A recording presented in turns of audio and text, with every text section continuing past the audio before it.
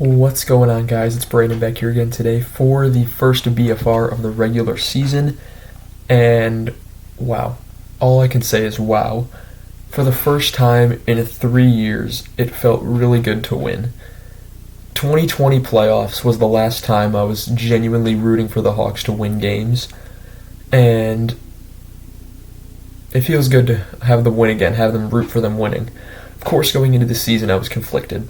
I didn't know if I wanted them to tank again. I didn't know if I wanted them to do better with Bedard or just go for the tank, or I was just rooting for them outright.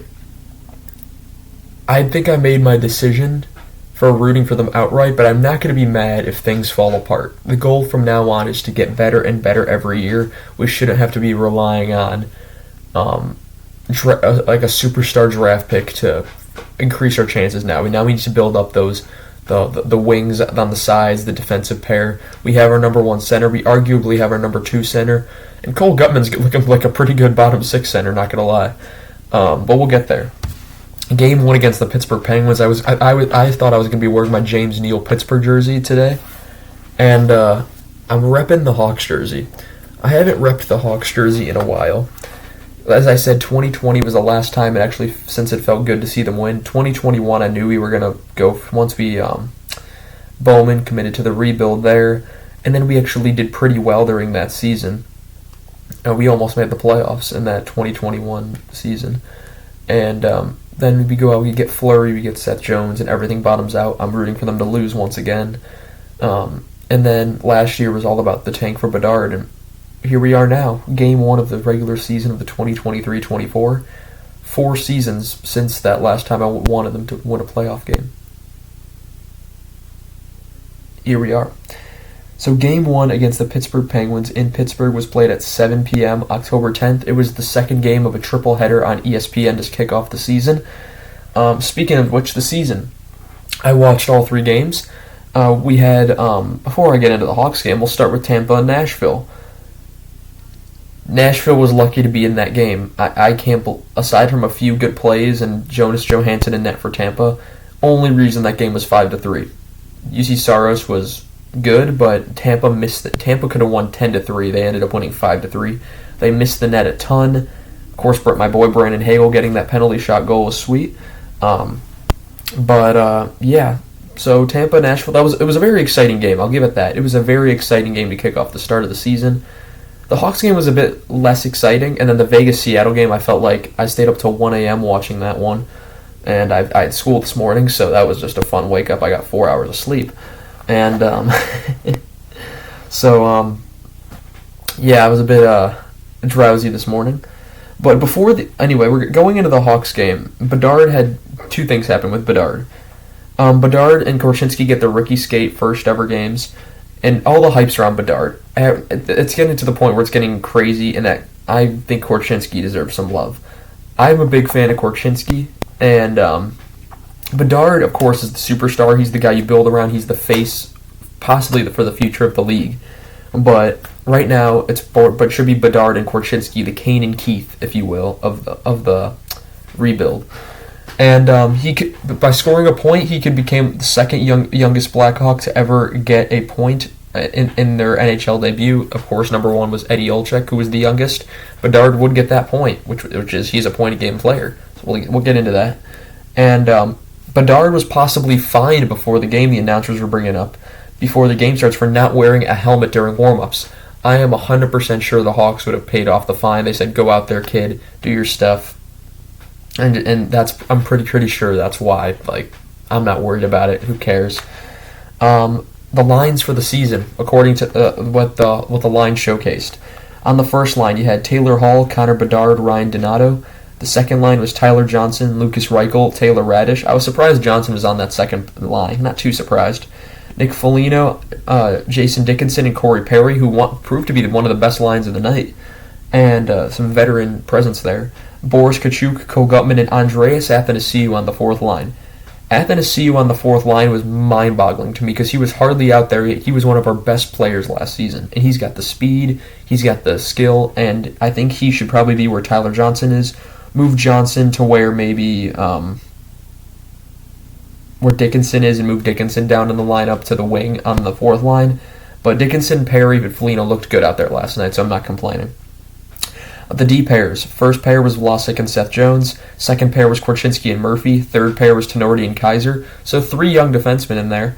And the extras were Nikita Zaitsev on defense and Reese Johnson and Mackenzie Entwistle on the forward core. I was surprised Entwistle didn't start. I thought he had a pretty good preseason, aside from breaking his own ankles. But from what the team looked like tonight, they played a pretty good game tonight. The Hawks end up winning 4-2. We finally get into the game 5.5 minutes in. They go to 1-0-0. The last time the Hawks started off their season 1-0-0 was against Pittsburgh as well. The 2017-18 season, I believe. Yes, it was that season, and they won 10-1 against Pittsburgh. I'll never forget that day because I remember where I was, exactly where I was, what I was doing when that happened. But I don't remember them winning a game since then. I don't remember where they started 2018-19. 1920, they started in the Czech Republic and played against Philadelphia, where they lost. Because I remember because they were playing when I was a freshman in high school, and we were all gathered around watching the game during lunch. 2020-21, that was they started off the season against Tampa and Florida, which we knew where they were going to be good, and they got flattened in those first 3 games. Then they lost against Colorado the next 2 years in the first game, and then they lost again. And then they finally this year they beat Pittsburgh. Maybe 2018-19 they won. I don't remember, but yeah. So the shots are 40-36 Pittsburgh in total. Hits were 19-13 Pittsburgh. Faceoffs 40-19 Pittsburgh. Faceoffs have to be better. That was pretty bad. I give Bedard, of course, he's young. That's fine. You young guys are going to lose faceoffs to the more experienced guys. Crosby was the same way. Speaking of which, playing against his idol in his first game, Bedard was against Crosby. Power play, Chicago goes 0 for 4, Pittsburgh goes 0 for 2. Mrazek saves 38 out of 40. He was excellent, aside from the second goal where he did not know where his net was. And then Tristan Jarry saves 32 out of 35. He honestly didn't have that bad of a game. People were getting on him. I didn't think he played that bad of a game. First period, Hawks have the jump early. Oh yeah, by the way, I forgot to mention the goalies are Mrazek and Soderblom for the season, if you didn't know. But Hawks have the jump early. Bedard is stopped. Nieto shoots wide. In the 15:07 Pittsburgh penalty to Eller for goaltender interference, which would be killed. On that power play, Donato was denied. Then it looks like the Pens score at 12:56 on a deflection. They keep playing, and I assume the whistle's going to go off, but the Hawks ice it. So the refs go and have a look at the play. Sorry about that. The refs have a go and look at the play, and they find that it is a goal. It's a Pittsburgh deflection goal for Brian Rust, first of the season from Eller and Letang to make it 1-0. 8:26 Chicago penalty to Kaiser for tripping, which would be killed, and then Tyler Johnson goes down. So he's on the ice and a stick clips him and he's bleeding. You have to have control of your stick. It wasn't a high stick, but he is still bleeding because of a stick that was in his face. Eddie Olczyk once said you have to keep control of your stick. And it's the person who's controlling the stick's fault, not the person who's on the ground. So should that be a penalty? Probably because he's bleeding, yes, but I can understand why it wasn't called. Second period then. So the Hawks had 17 shots in the first, and in the second period it felt like they got curb stomped. Hawks had more control in the first, Pittsburgh had in the second. 18:49 Pittsburgh penalty to Carter for holding the stick, which would be killed. Big save Mrazek on Riley Smith, and then Pittsburgh was in full control. And then at 8:04 it's a Pittsburgh open net goal because Mrazek did not know where his net was. Sidney Crosby, 1,503 points for him. First of the season, Getzel and Pedersen with the assist makes it 2-0. Rust has a chance saved. There's a scrum around the net, and that's right. I forgot to mention the Hawks had to challenge the offside, challenge the offside for challenge the Crosby goal for offside. Jeez, and the challenge fails, and I couldn't believe it. I thought that was offside, and so they get an extra penalty, which would be served by Perry at 8:09 for a failed coach's challenge, which would be killed. Letang has a chance that's wide. Smith has a break that's saved. Bedard was taking a beating, and it didn't look like he was comfortable skating. People were praising Bedard for the game he had. He had 10 shots. He had the assist, which we'll get to, but the first bit of the game, he looked very uncomfortable out there. I will say he was slipping, he was falling. Could be nerves, which is expected, but I think people are kind of overhyping how good he was. 4:23 though, Chicago gets within one. It's a tap-in, open net goal. Sorry about that. It's a tap-in, open net goal for Ryan Donato. First of the season from Alex Vlasic and Connor Bedard with his first NHL point. I know he got the puck. He makes it 2-1. But Alex Vlasic getting on the board. Ryan Donato, first as a Blackhawk. Congratulations to him. Had 30 goals over the last 2 seasons with Seattle. So we'll see if he can keep up the production on that first line. Seth Jones was saved, which led to that. Seth Jones had a chance that was saved that led to that play. And Bedard became the youngest player in 10 years to get a point in their debut, being like barely 18 and all that. 17. Then we go to the third where it's 17:32. It's a Pittsburgh penalty to Nieto for hooking, which would be killed. Perry and Hall point blank denied. Another Getzel was robbed. Perry is stopped. Reichel is tripped and there's no call. 15:25. Pittsburgh penalty to Letang for cross-checking, and he was yelling at. I almost said the B word. B word followed by EN. But he was doing that to Tyler Johnson, and Johnson's looking at him like, "What the heck is your problem?" Like, it was so funny the way Johnson looked at Letang in that moment. He's like, "What are you doing? Like, are you stupid?" And he's cross-checking him in front of the net. And he's like, and he's yapping at him. I'm like, what does Letang think he's gonna do? For an 18-year veteran, he shouldn't be that stupid. So that's killed off. But at 9:55, it's a Chicago goal to tie the game. Cole Gutman on the fourth line with his first of the season. Andreas Athanasiou and Seth Jones with the assist makes it 2-2. So at that point, you have 6 different players with a point, and that wouldn't be the end of it. Malkin has saved. Pittsburgh is pressuring. It's frantic late in the third. It's a crazy sequence in the Pittsburgh end, and then they go back down the ice. Pittsburgh was in full control. I thought Pittsburgh's definitely going to score here. They're winning this game.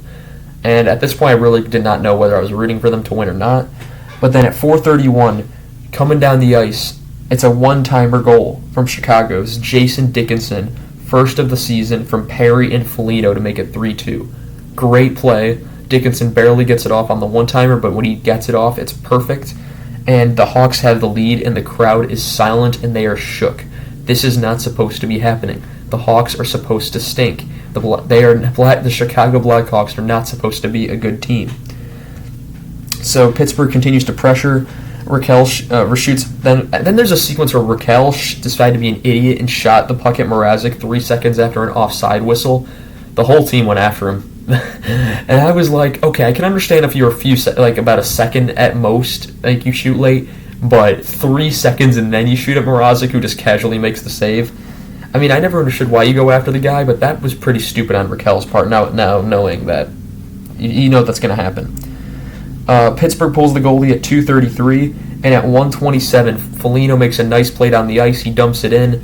Corey Perry picks it up on a perfect bounce off the boards, shovels it right back over to Foligno, one-timer, empty net goal. Nick Foligno with his second point of the night being the goal.